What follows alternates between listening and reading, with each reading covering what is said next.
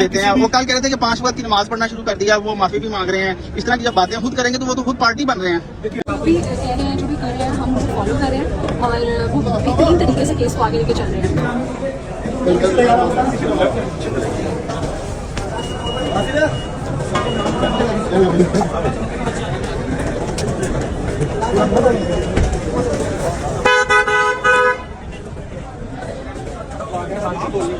देखिए हमारे वकील जो भी कह रहे हैं जो भी कर रहे हैं हम उसे फॉलो कर रहे हैं और वो बेहतरीन तरीके से केस को आगे लेके चल रहे हैं। क्या कहेंगे आज बहुत बहुत थी कि वकील भाई को पीछे हो जाएंगे, आप क्या समझते हैं?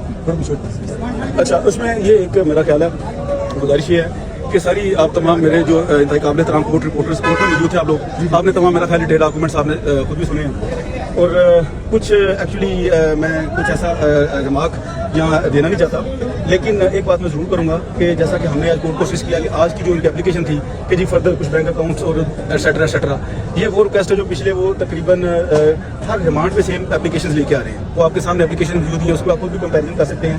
आज उसमें कोई ऐसी नई चीज़ नहीं थी, नॉट अ सिंगल थिंग कि उन्होंने कोई फर्दर एविडेंस उन्होंने मांगी हो, कोई फर्दर चीज़ उन्होंने अनर्थ करनी हो, कोई फर्दर चीज़ उन्होंने इन्वेस्टिगेट करनी हो।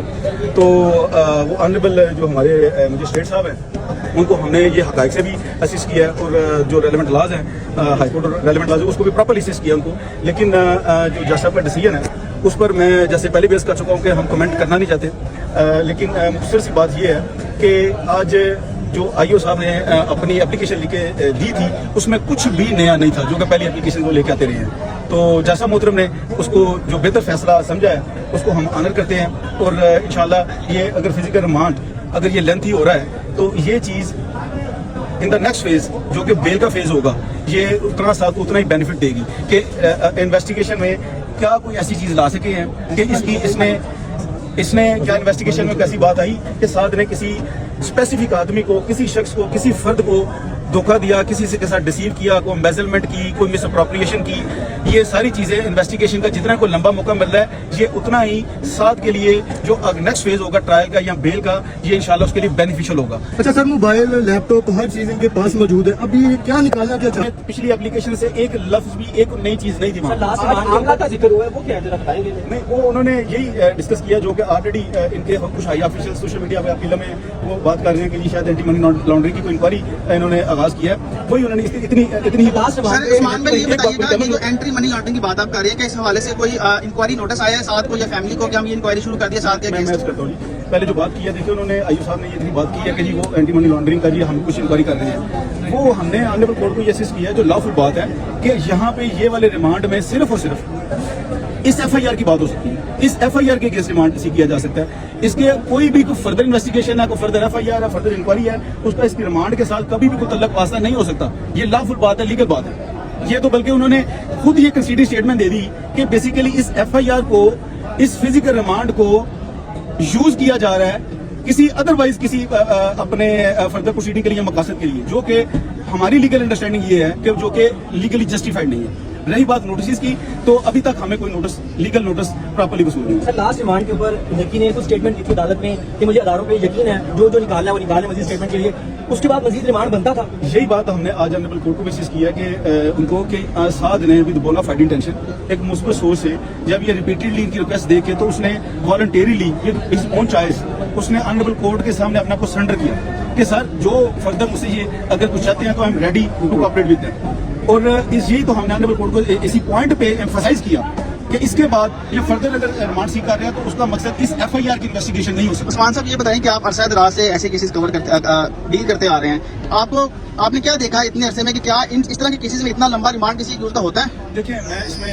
थोड़ा सा करूंगा कि ये अनडोटली एक्सेप्शनल है, नंबर 1। नंबर 2 ये है कि शायद मेरी स्पेकुलेशन में वर्ड यूज करूंगा कि जितना इस केस को एक हाईलाइट हो चुका है इलेक्ट्रॉनिक मीडिया, सोशल मीडिया, इस चीज का इन्फ्लुएंस शायद जहां से हमें रिमांड को डिनाई होना था शायद वहां पे भी इस चीज का इन्फ्लुएंस हो रहा है परहैप्स। सर वो इदारे तो वो एडिशनल डायरेक्टर साहब तो खुद आए रोज आके मीडिया पर पैगाम देते हैं। वो कल कह रहे थे कि 5 वक्त की नमाज पढ़ना शुरू कर दिया, वो माफी भी मांग रहे हैं। इस तरह की जब बातें खुद करेंगे तो वो तो खुद पार्टी बन रहे हैं। देखिए मैं फॉर द टाइम बीइंग किसी भी अभी जो अदारे हैं उनके बारे में कोई ऐसी बात नहीं कहना चाहता कि हालांकि एक मैं बात जरूर करूंगा जो मैंने पहले भी बात गुजारिश की थी कि जो भी कुछ जिम्मेदार लोग होते हैं, ऑफिसर्स होते हैं, जिम्मेदार सीट पर बैठे होते हैं, जिम्मेदार उनको रिस्पॉन्सिबिलिटीज होती हैं, तो प्री ट्रायल जजमेंट देना उनका राइट नहीं है। सर ऐसी कौन सी चीज है जो डकी भाई से निकल नहीं रही है? 19 दिन का रिमांड पहले भी हुआ है, 3 दिन का आज भी हो गया। क्या चीज अदारे निकाल रहे हैं? कौन सी ऐसी मनी ट्रेल है, मनी लॉन्ड्रिंग है, कौन सी ऐसी डिवाइसेज है, कौन सी ऐसी मोबाइल है जो अभी तक 19 दिन तक उससे जो है वो बरामद नहीं हो सके? दिस इज एग्जैक्टली क्वेश्चन जो आपने अभी रेज किया, यही एक क्वेश्चन क्वेश्चन उन्होंने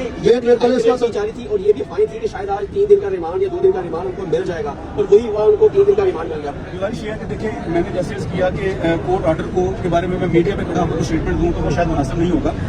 ये मेरा प्रोफेशन, जो मेरी लीगल बाउंड्री है, वो मुझे इजाजत नहीं देती। लेकिन मैंने जैसे अर्ज किया कि शायद इस केस में जितनी हाइप ली हुई है उसका इन्फ्लुएंसेस शायद हो। लेकिन और रही बात जो मेरे भी भाई ने बात की कि क्या कोई नई चीज़ है, यही हमने इन डिटेल आर्गूमेंट्स में ये ऑनरेबल कोर्ट कोशिश किया था कि ईच एंड एवरीथिंग उसकी थ्रेशहोल्ड कर ली है।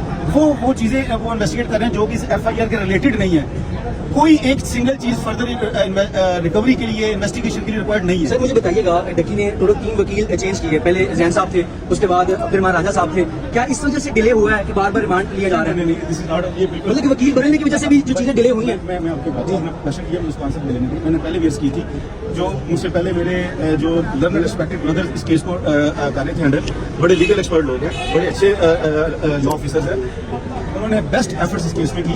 ये उसके बाद क्लाइंट की चॉइस होती है कि वो किसको लेकर चलने। दूसरा जैसे मैंने किया था कि मैं ऑलरेडी साथ के केसेस को लेकर चल रहा था, नॉन अवेलेबिलिटी उन पोस्टों बेसिस किया। तो ये बातें आप कोर्ट रिपोर्टर है, आप यू नो वेरी वेल कि रिमांड के लिए कौन सी चीजें संदाज होती है, कौन सी नहीं होती। अच्छा सर, ये आखिरी क्वेश्चन ये बताइएगा कि आप कुछ कहना चाहेंगे? आप कुछ कहना चाहेंगे उस केस के हवाले से? आप भी इसमें, आपने भी अपनी जमानत कराई हुई है, आप भी एफआईआर में पेश हुई थी, क्या कहा आपसे क्या इन्वेस्टिगेशन की उनका गई? मैटर इन्वेस्टिगेशन है, प्लीज उनसे कोई स्टेटमेंट लेना मुनासिब नहीं है। ये वो अपना अभी स्टेटमेंट एजेंसी को दीजिए। आप कुछ कहना चाहेंगे?